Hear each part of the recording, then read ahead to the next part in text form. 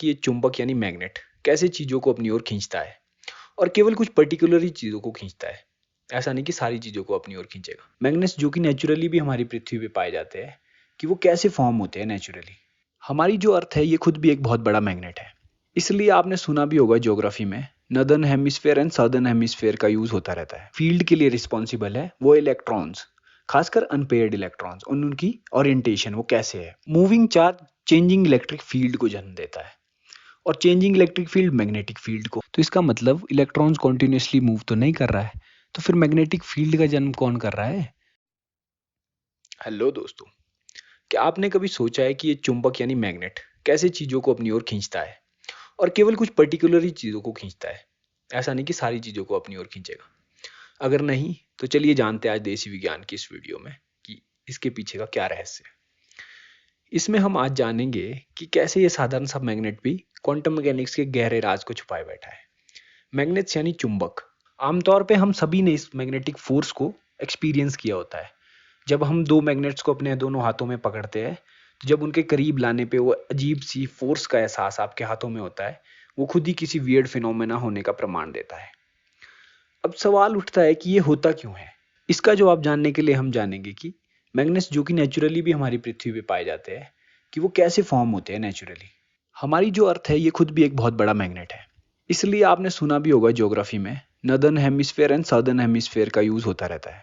जो ये नॉर्थ और साउथ है ये हमारी अर्थ का नॉर्थ और साउथ है। और अगर आपको जानना है कि हमारी अर्थ की मैग्नेटिक फील्ड कैसे फॉर्म हुई तो इसके लिए एक कमेंट करें। आज हम जानेंगे कि ये फील्ड कैसे अर्थ क्रस्ट में नेचुरल मैग्नेट्स को फॉर्म करती है। हमारे अर्थ क्रस्ट बहुत सारे डिफरेंट डिफरेंट मेटल से मिलकर बना होता है, मतलब ये मिक्सचर ऑफ डिफरेंट मटेरियल्स है और हर मटेरियल की अलग अलग प्रॉपर्टीज होती है।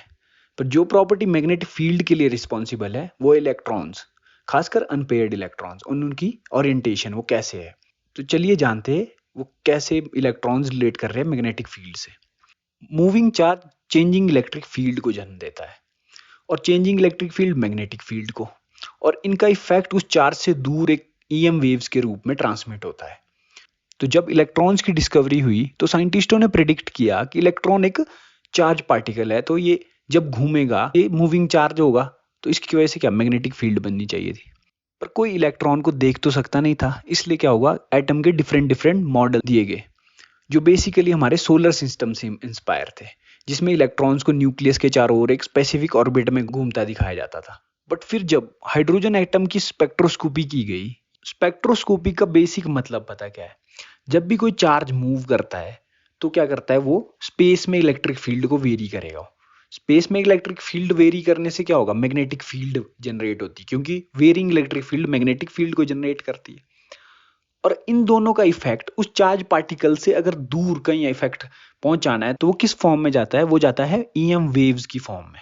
ईएम वेव्स क्या है, उस इंफॉर्मेशन की कैरियर है जो कि बताएगी कि यहाँ पे इस पॉइंट पे इलेक्ट्रिक फील्ड और मैग्नेटिक फील्ड वेरी करी थी। तो फिर हम क्या कर सकते हैं, ईएम वेव्स को डिटेक्ट कर सकते हैं स्पेक्ट्रोस्कोपी में। तो क्लासिकल फिजिक्स के अकॉर्डिंग तो एक पर्टिकुलर ऑर्बिट में घूम रहा है अगर वो, तो एक कॉन्टिन्यूस स्पेक्ट्रम बनना चाहिए था, जैसा कि प्रिज्म में भी देखते हैं हम कॉन्टिन्यूस स्पेक्ट्रम बनता है विबग्योर, वो बीच से कहीं से टूटा से स्पेक्ट्रम नहीं होता है, एक कलर के बाद दूसरा कलर होता है। बट जब स्पेक्ट्रोस्कोपी का रिजल्ट आया, instead of getting a continuous spectrum, हमें बस 2-3 लाइनें दिखी जो कि डिस्क्रीट थी। डिस्क्रीट यानी एक दूसरे से दूर दूर थी। इसे एक्सप्लेन करने में क्लासिकल फिजिक्स नाकाम थी और इसी कॉन्सेप्ट ने क्वांटम मैकेनिक्स के जन्म का आधार रखा। अब एज स्पेक्ट्रम कॉन्टिन्यूस नहीं मिला हमारे को स्पेक्ट्रोस्कोपी में, तो इसका मतलब इलेक्ट्रॉन्स कॉन्टिन्यूसली मूव तो नहीं कर रहा है, तो फिर मैग्नेटिक फील्ड का जन्म कौन कर रहा है, क्योंकि मैग्नेटिक फील्ड के लिए तो कॉन्टिन्यूस मूवमेंट चाहिए थी इलेक्ट्रॉन की। तो इसको डिफाइन करने के लिए क्वांटम मैकेनिक्स ने एक प्रॉपर्टी जोड़ी इलेक्ट्रॉन में, जो थी स्पिन। और मैग्नेटिक फील्ड दो ही टाइप की होती है, या तो अट्रैक्टिव या फिर रिपल्सिव।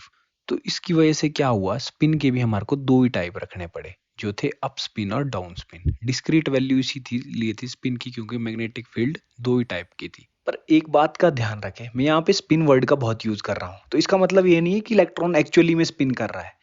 ये हमने बस ऑब्जर्वेशन के बेस पे हमने क्या किया कि प्रॉपर्टी असाइन की है इलेक्ट्रॉन को, क्योंकि हमने देखा कि इलेक्ट्रॉन क्या कर रहा था, मैग्नेटिक फील्ड जनरेट कर रहा था। और हम आमतौर पर क्या देखते हैं कि मूविंग चार्ज ही मैग्नेटिक फील्ड कर सकता है पैदा, है ना। तो इसलिए हमने क्या किया कि मूव तो कराना है, इसलिए हमने क्या किया कि स्पिन है उसके पास, और डिस्क्रीट नेचर भी हमारे को ऑब्जर्वेशनों से ही पता लगा है। अब बात आती है कि इलेक्ट्रॉन तो सबके पास होते हैं, फिर केवल कुछ ही एलिमेंट्स लाइक आयरन निकल ही अट्रैक्ट क्यों होते हैं और रिपेल क्यों होते हैं मैग्नेटिक फोर्स से। जब भी हम मैग्नेटिक फील्ड में लाएंगे इनको, कुछ ही एलिमेंट दिखाते हैं असर मैग्नेटिक फील्ड का।